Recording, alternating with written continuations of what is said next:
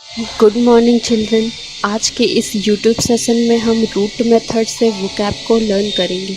इस मेथड के हेल्प से हम कम समय में ज़्यादा वर्ड्स लर्न करके अपनी वोकैब पावर को इंक्रीज कर सकते हैं। तो आइए हम वोकैब से पहले ये जान लेते हैं कि वर्ड फॉर्मेशन कैसे होता है। वर्ड फॉर्मेशन के लिए हमें एक रूट वर्ड चाहिए। इस रूट वर्ड के आगे या पीछे हम कुछ अदर वर्ड ऐड करके एक नया वर्ड फॉर्म कर सकते हैं। यदि हम रूट वर्ड के आगे कुछ ऐड करते हैं तो इसे प्रीफिक्स कहा जाता है, और यदि रूट वर्ड के पीछे कुछ ऐड करते हैं तो इसे सफिक्स कहा जाता है। वर्ड फॉर्म करते हुए हमें यह ध्यान रखना है कि हम जो रूट वर्ड में प्रीफिक्स या सफिक्स ऐड करके नया वर्ड बना रहे हैं वह एक मीनिंगफुल वर्ड हो। आइए अब प्रीफिक्स के कुछ एग्जाम्पल देख लेते हैं। पहला है इल प्लस लीगल। इल प्लस लीगल मिलकर बनता है इल्लीगल। यहाँ पर इल जो है ये आपका प्रीफिक्स है और लीगल रूट वर्ड है। तो रूट वर्ड में इल प्रीफिक्स करके हमारा नया वर्ड क्या बना, इल्लीगल, जो एक मीनिंगफुल वर्ड है। इसी तरह सेकंड है इल प्लस लॉजिकल, ये मिलकर बनता है आपका इलॉजिकल। थर्ड है D plus code. D plus code मिलकर बना है डिकोड। इसी तरह आप भी कुछ नए वर्ड्स फॉर्म कर सकते हैं और उसे कमेंट सेक्शन पे लिखना ना भूलें। अब आइए सफिक्स के कुछ एग्जाम्पल देख लेते हैं। पहला है फ्री प्लस डम। फ्री प्लस डम मिलकर बनता है फ्रीडम। सेकंड बोर प्लस डम मिलकर बनता है बोरडम। ऐसे ही हार्ड प्लस एलवाई मिलकर बनता है हार्डली। यहाँ पे DOM डॉम और LY आपका क्या है, सफिक्स है। फ्री में डॉम ऐड करके हमने फ्रीडम वर्ड बनाया। इसी तरह बोर में डॉम सफिक्स करके हमने बोरडम वर्ड बनाया। हार्ड में LY सफिक्स करके हार्डली वर्ड बनाया। ये सब क्या है, एक मीनिंगफुल वर्ड है। इसी तरह आपको भी नए नए वर्ड्स बनाने हैं। एंड आई होप अब आपका प्रीफिक्स और सफिक्स क्लियर होगा। अब आगे हम लोग पढ़ते हैं एफिक्सेस क्या है। रूट वर्ड में अगर हम कुछ प्रीफिक्स करते हैं और कुछ सफिक्स करते हैं एक साथ में, अभी तक हमने क्या देखा था कि रूट वर्ड में हम लोग कुछ प्रीफिक्स करके नया वर्ड बना रहे हैं या फिर रूट वर्ड में कुछ सफिक्स करके नया वर्ड बना रहे हैं। अब हम देखेंगे कि जब एक रूट वर्ड में हम साथ में प्रीफिक्स भी करेंगे और सफिक्स भी करेंगे तो इनको क्या बोलते हैं, इनको बोला जाता है अफिक्सेस।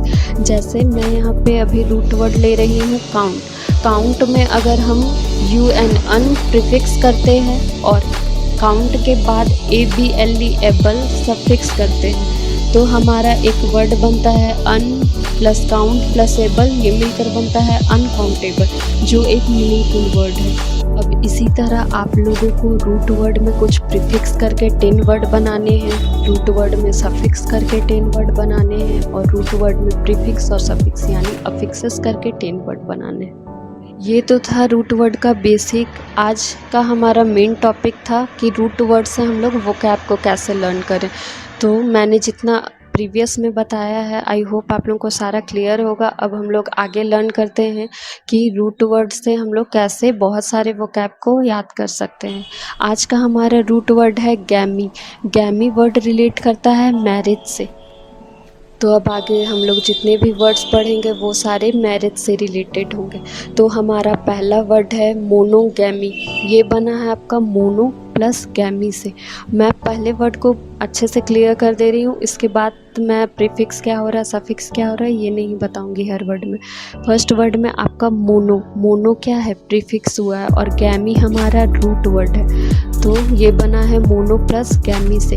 मोनो प्लस गैमी इस मिलकर बनता है मोनोगैमी। इसका मतलब होता है state of being married to one person at a time. मतलब कि अगर एक आदमी एक समय में एक इंसान से शादी करता है तो इसे बोला जाता है मोनोगैमी। हमारे इंडिया में जनरली मोनोगैमी फॉलो होता है। हमारा सेकंड वर्ड है बाइगैमी। बाइगैमी का मीनिंग होता है state of being married to one person at a time.